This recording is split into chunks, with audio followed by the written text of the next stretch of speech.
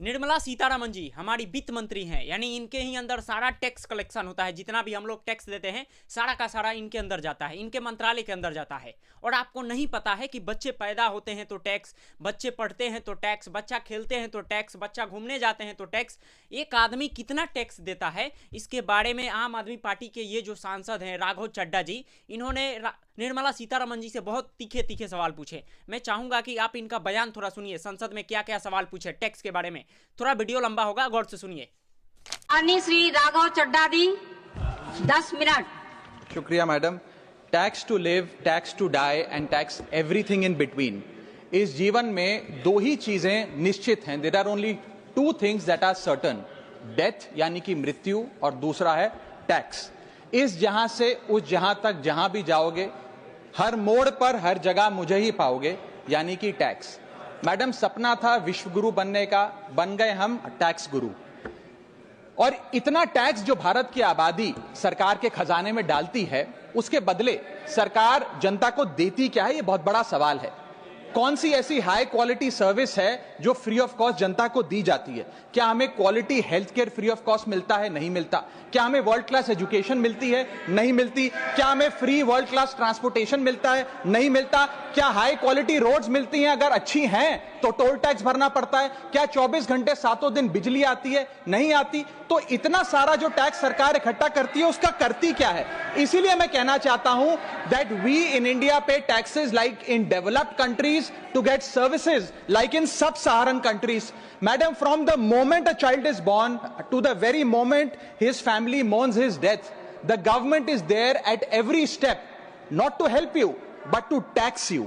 और आइए एक रोमांचक यात्रा पे चलते हैं। माननीय वित्त मंत्री जी हर बार मेरे सवालों का जवाब देते हुए मुझ पर तंज कसती हैं और कहती हैं कि शायद ये चार्टर्ड अकाउंटेंट नहीं है, इनकी डिग्री असली नहीं है, तमाम तरीके की बातें मेरे बारे में कहती हैं, निजी हमले करती हैं। मैं उनका बहुत सम्मान करता हूं, मेरे मन में उनके प्रति बहुत आदर है। ओहदे में, हैसियत में, उम्र में, अनुभव में बहुत बड़ी है मुझसे। लेकिन आज मैं इस सीए की डिग्री को किनारे करके सरल भाषा में आम आदमी की तरह इस देश के आम आदमी का दर्द आपके सामने रखना चाहता हूं कि कैसे हमारे जन्म होने से लेकर हमारे मरने तक टैक्स पे टैक्स सरकार हमसे वसूलती है। मैं आपके सामने जीवन के 8 चरण, 8 स्टेजेस ऑफ लाइफ रखना चाहता हूं। फर्स्ट स्टेज ऑफ लाइफ, जब इंसान पैदा होता है, that is the birth stage.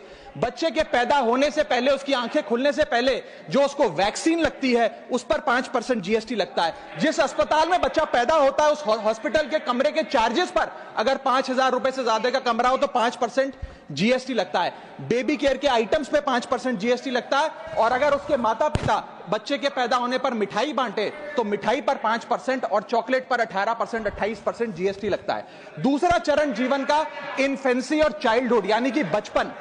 बचपन में बेबी फूड जो खरीदा जाता है उस पर 12 से 18% जीएसटी, डाइपर जो खरीदा जाता है उस पर 12% जीएसटी, बेबी स्ट्रोलर पे 5 से 12% जीएसटी, और जो खिलौने बच्चे को दिए जाते हैं उन खिलौनों पर भी 12% जीएसटी लिया जाता है। जब मुंडन होता है बच्चे का, पहला हेयर कट जिसे कहते हैं, उस हेयर कट की सर्विसेज पर भी 18% जीएसटी, और पहली बर्थडे पार्टी पर जो फोटोग्राफी होती है, फोटो खिंचवाई जाती है, उस फोटोग्राफी सर्विसेज पर भी 18% जीएसटी। यहां तक कि नामकरण की बर्थडे पार्टी जो की जाती है उस पर भी, केटरिंग सर्विसेज से लेकर खान पर 18% जीएसटी सरकार वसूलती है। अब बच्चा स्कूल जाना शुरू करता है तो स्कूल जाने पर यूनिफॉर्म से लेकर जूतों, स्कूल बैग, लंच बॉक्स, सब पर जीएसटी लगता है। 12% जीएसटी नोटबुक पर लगता है, 18% जीएसटी स्टेशनरी आइटम पर लगता है। और उसके बाद अगर कोई एक्स्ट्रा करिकुलर एक्टिविटी बच्चे को करनी हो, कोई म्यूजिक क्लास करनी हो या फिर कोई स्पोर्ट्स कोचिंग की क्लास वो ले ले, उस पर भी 18% जीएसटी देना पड़ता है। प्राइवेट ट्यूशन ले तो उस पर भी जीएसटी, और पहली साइकिल जो बच्चा खरीदता है उस पर भी 12% जीएसटी देना पड़ता है। तीसरी अवस्था जीवन की, टीनेज ईयर्स, ये वो काल होता है जो सबसे मस्त मौला टाइम होता है जीवन का, बेहतरीन बेफिक्री का। इसमें बच्चा, यंग जवान लड़का लड़की अपना पहला स्मार्टफोन खरीदते हैं, उस स्मार्टफोन पर जीएसटी लगता है। अगर महंगा हो, विदेशी हो तो इंपोर्ट ड्यूटी भी लगती है। फिर वो अपना फोन रिचार्ज कराता है, उस पर जीएसटी लगते हैं। ब्रॉडबैंड इंटरनेट का कनेक्शन लेता है, उस पर जीएसटी लगता है। नेटफ्लिक्स, स्पॉटिफाई या वीडियो गेम की सब्सक्रिप्शन लेता है, उस पर भी जीएसटी देना पड़ता है। और अगर अपने दोस्तों के साथ पिक्चर देखने बाहर जाए तो पिक्चर की टिकट पर जीएसटी, एंटरटेनमेंट टैक्स और पॉपकॉर्न पर भी जीएसटी अब लगने लग गया है। तो तमाम तरीके के सॉल्टेड कैरेमल पॉपकॉर्न पर भी सरकार आपसे जीएसटी वसूलती है। इस बीच जब आप 18 साल के होते हैं और पहली बाइक या पहला स्कूटर खरीदते हैं, उस बाइक और स्कूटर पर आपसे जीएसटी लिया जाता है, व्हीकल इंश्योरेंस पर जीएसटी लिया जाता है, और उसके बाद रजिस्ट्रेशन टैक्स और रोड टैक्स के नाम पर भी पैसा लिया जाता है। जीवन की चौथी अवस्था, fourth stage of life, higher education की। इस हायर एजुकेशन की अवस्था में आप यदि प्राइवेट कॉलेज में पढ़ रहे हैं तो प्राइवेट कॉलेज की ट्यूशन फी पर जीएसटी लगता है। हॉस्टल में रह रहे हैं या पीजी का रेंट भर रहे हैं तो उस पर जीएसटी लगता है। स्टूडेंट लोन की प्रोसेसिंग फी पर जीएसटी लगता है। किताबों से लेकर लैपटॉप तक जीएसटी लगता है। और अगर माता पिता संपन्न हैं और बच्चे को विदेश भेजते हैं पढ़ने के लिए तो फॉरेन रेमिटेंस पर टैक्स कलेक्टेड एट सोर्स सरकार लागू करती है। अब आते हैं पांचवी अवस्था पे, जब वो अपना करियर शुरू करता है। ये वो एज है जिसे मैं golden age of direct taxes कहूंगा।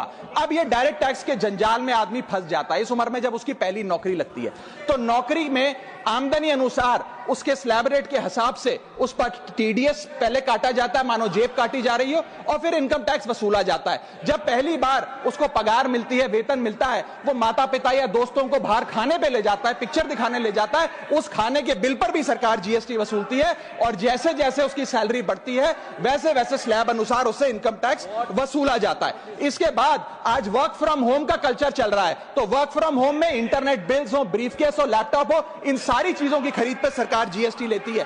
और अगर आप ये पैसा निवेश करें, इस निवेश करने पर आप कोई भी फाइनेंशियल इंस्ट्रूमेंट खरीदें तो सिक्योरिटी ट्रांजैक्शन टैक्स के नाम पर, मैडम मेरा समय जा रहा है, कोई फाइनेंशियल इंस्ट्रूमेंट खरीदें तो फाइनेंशियल इंस्ट्रूमेंट की खरीद पर सिक्योरिटी ट्रांजैक्शन टैक्स, उसकी ब्रोकरेज पर जीएसटी और फाइनेंशियल एडवाइजरी पर जीएसटी। और जब आप ये फाइनेंशियल इंस्ट्रूमेंट बेचते हैं तो उसके मुनाफे पर सरकार आपसे कैपिटल गेन टैक्स वसूलती है। यहां तक कि हेल्थ इंश्योरेंस और लाइफ इंश्योरेंस प्रीमियम्स पर भी सरकार आपसे जीएसटी लेती है। इसी सरकार के मंत्री माननीय गडकरी जी भी सरकार से यही गुजारिश कर रहे हैं कि इंश्योरेंस प्रीमियम पे कम से कम जीएसटी हटा दिया जाए। इसके बाद इंसान अपने जीवन की छठी अवस्था में आता है, यानी कि मिडिल एज। इसमें उसकी आमदनी भी पीक पर होती है और उसका टैक्सेशन भी पीक पर होता है। अप्रेजल होता है, प्रमोशन होता है, बोनस मिलता है, और हाई टैक्स स्लैब के चलते वो अपनी कमाई का एक अधिकांश हिस्सा इनकम टैक्स में सरकार को जमा कराता है। इस दौर में इंसान गाड़ी खरीदता है, घर बनाता है। जब गाड़ी खरीदता है तो जीएसटी देता है, रोड टैक्स भरता है, व्हीकल इंश्योरेंस पर जीएसटी भरता है, और जब गाड़ी लेकर शोरूम से निकलता है तो पेट्रोल डीजल पर वैट, सेस और एक्साइज ड्यूटी के नाम पर पैसा भरता है। जब सड़क पर गाड़ी चलाता है तो टोल टैक्स भरता है। फिर वो अपना घर भी खरीदता है, जमीन खरीदता है। जब जमीन खरीदता है तो स्टैंप ड्यूटी फीस सरकार को देता है। जब कंस्ट्रक्शन मटेरियल खरीदता है घर बनाने के लिए तो कंस्ट्रक्शन मटेरियल पे, चाहे वो सीमेंट हो, मार्बल हो, स्टील हो, उस पर जीएसटी देता है। उसके बाद जब कंस्ट्रक्शन सर्विसेज लेता है किसी बिल्डर से, ठेकेदार से, कॉन्ट्रैक्टर से, तो उस कंस्ट्रक्शन सेवाओं पर भी जीएसटी सरकार आपसे वसूलती है। और जब घर बन जाए तो एनुअल प्रॉपर्टी टैक्स और हाउस टैक्स के नाम पे आपसे पैसा लिया जाता है। और जब आपको पैसे की आवश्यकता पड़े और आप ये घर बेच दें तो कैपिटल गेन्स पर भी सरकार आपसे उस मुनाफे पे टैक्स वसूलती है। और इस बीच शादी तो रह ही गई, फिर इंसान शादी करता है, इस बीच तो बैंक्वेट हॉल बुक करता है, उस बैंक्वेट हॉल की बुकिंग पे टैक्स भरता है। शामियाना, खाना, केटरिंग सर्विसेज लेता है, उस पर जीएसटी भरता है। ज्वेलरी खरीदता है, उस पर जीएसटी भरता है। कपड़ा, शेरवानी सिलवाता है, कुर्ता पजामा, सूट पैंट, उस पर जीएसटी भरता है। यहां तक कि वेडिंग इन्विटेशन से लेकर, ब्राइडल मेकअप से लेकर, हनीमून के ट्रैवल तक हर चीज पर सरकार आपसे जीएसटी वसूलती है। सातवीं अवस्था सरकार जीवन की, वो है रिटायरमेंट। इस फेज में इंसान चाहता है आरामदायक जीवन जिया जाए, जो जीवन में कमाया उस कमाई के सहारे उसकी इंटरेस्ट पर, पेंशन पर जिया जाए। लेकिन इस अवस्था में भी सरकार पेंशन और इंटरेस्ट इनकम पे आपसे टैक्स लेती है। बूढ़ा हो जाता है, दवाई इलाज की जरूरत पड़ती है तो हेल्थ केयर बिल पर, दवाइयों पर आपसे जीएसटी लिया जाता है। लाइफ इंश्योरेंस और हेल्थ इंश्योरेंस प्रीमियम पर तो जीएसटी लेती है। और इस दौर में वो अपनी वसीयत लिखता है, फैमिली विल। उस फैमिली विल पर जो लीगल फीस देता है, उस लीगल फीस पर भी उसे जीएसटी देना पड़ता है और स्टैंप ड्यूटी देनी पड़ती है। और आठवीं जीवन की अवस्था, यानी कि जीवन की समाप्ति, जब उसका स्वर्गवास हो जाता है, उसके जीवन का अंत हो जाता है, यहां भी सरकारें उसका साथ नहीं छोड़ती। यहां पर भी सरकारें उस पर टैक्स लगाती हैं।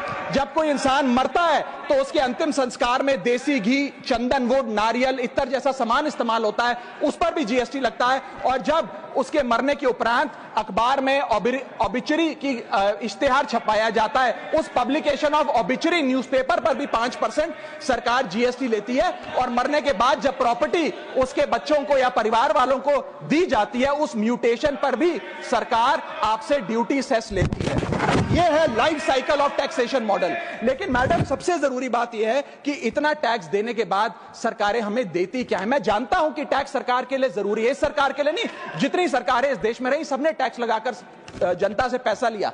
टैक्सेस वास्तव में जरूरी हैं, लेकिन सवाल यह है कि क्या ये टैक्सेस हमारी इकोनॉमी को बढ़ा रहे हैं या हमारी इकोनॉमी को खा रहे हैं? क्या इससे हमारी जिंदगी बेहतर हो रही है या हमारी जिंदगी बदतर हो रही है? इतने टैक्स लगाने की वजह से आज हमारी आमदनी घट रही है, इस वजह से खपत गिर रही है, कंजम्पशन गिर रही है, डिमांड नहीं बढ़ रही है और प्रोडक्शन गिर रही है। इस वजह से पूरा इकोनॉमिक साइकिल जो हमारा इकोनॉमी का चक्का है वो धीमा हो गया है। मैडम, इस देश में, बस समाप्त कर रहा हूं, इस देश में मैं मेरी पार्टी के टाइम से आप ले लीजिएगा, मेरी पार्टी के टाइम से ले लीजिएगा। मैडम, इस देश में 80 करोड़ जनता 5 किलो फ्री राशन के सहारे जी रही है। आपको जान के अचंभा होगा, इस 80 करोड़ जनता से भी ये सारा जीएसटी लिया जाता है, दिन प्रतिदिन लिया जाता है, जो आज मैंने पढ़ के सुनाया। सिर्फ अमीर नहीं, गरीब से गरीब आदमी भी जीएसटी देता है। और अंत में मैं बस इतना ही कहना चाहूंगा कि क्योंकि इतना टैक्स लगा लगाकर सरकारें जनता का खून चूसती हैं, उस वजह से आज एफएमसीजी की सेल्स घट रही हैं, एफएमसीजी के स्टॉक गिर रहे हैं, कंजम्पशन डाउन हो रही है, नई गाड़ियों की सेल श्रिंक कर रही है, तमाम तरीके की जितनी भी न्यू परचेजेस होती हैं उसमें मंदी देखी जा रही है। सरकार को जीएसटी कम करना चाहिए, कम करेंगे तो जनता की जेब में पैसा आएगा तो मांग बढ़ेगी, खपत बढ़ेगी और इकोनॉमी का चक्का चलेगा। आपका समय समाप्त। बहुत बहुत शुक्रिया। बिल्कुल सही बात बोले हैं राघव चड्ढा जी, बिल्कुल सही। इस देश में हम टैक्स के मामले में बहुत तेजी से आगे बढ़ रहे हैं, विश्व गुरु नहीं टैक्स गुरु बन गए हैं हम। इन्होंने ये भी बोला कि हम टैक्स के मामले में बहुत आगे बढ़ रहे हैं। और निर्मला सीतारमण जी, टैक्स का बोझ इतना पड़ गया है एक आम आदमी पर कि आप नहीं समझ सकती हैं। आप तो फाइनेंस मिनिस्टर हैं, आपको नहीं दिक्कत होता होगा, लेकिन जो आम लोग हैं उनको दिक्कत होता है। बहरहाल, खबर के बारे में आप क्या सोचते हैं, राघव चड्ढा जी के बारे में आप क्या सोचते हैं, अपना राय हमें जरूर बताइएगा।